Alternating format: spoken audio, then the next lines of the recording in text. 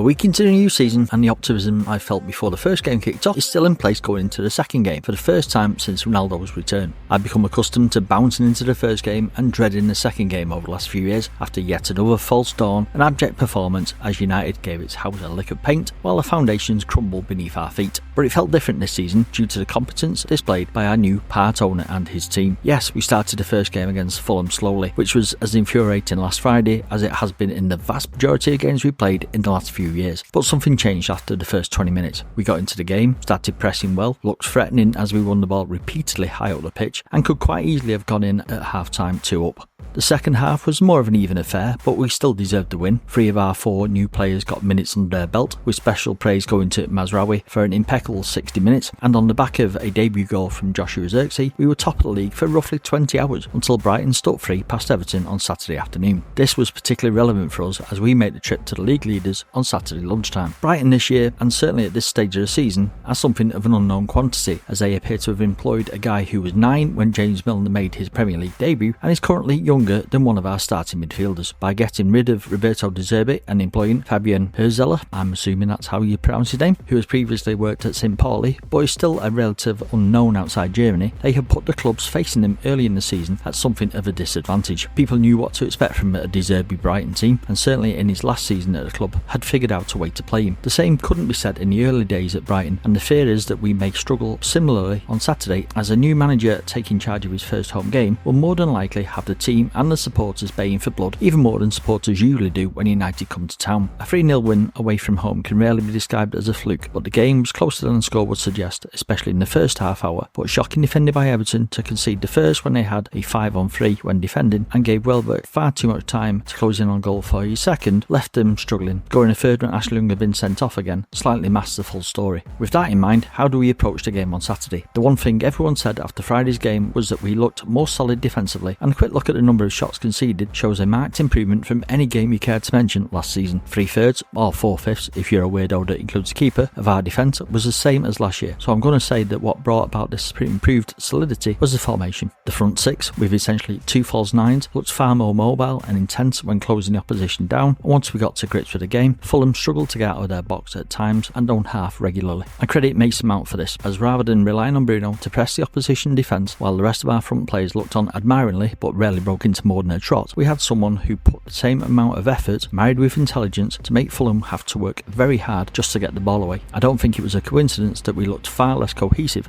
when he went off. Our wide players looked threatening without too many opportunities to show what they could do, and when Zirkzee come on, you could immediately see how he provided something that we had been sorely lacking in the second half, as once he got up to speed of the game, he found space, linked play and scored, doing to Scott McTominay what McTominay had been doing to Højlund all last season and taking the ball off his foot to score. Erik ten Hag is generally reluctant to change winning side, and for that reason I don't see him starting with anything other than the side that started against Fulham. The main question for me is whether they will play the same formation. The 4-2-4 may well become a 4-3-3 as Mount drops into midfield to give them extra cover in the opening 20 to 30 minutes. I do expect to see both Dillett and Zirkzee get at least 30 minutes each though. With all this being said, I still expect a tricky game and a narrow 2-1 win for United. See, I told you I was optimistic. See you on Sunday for the review.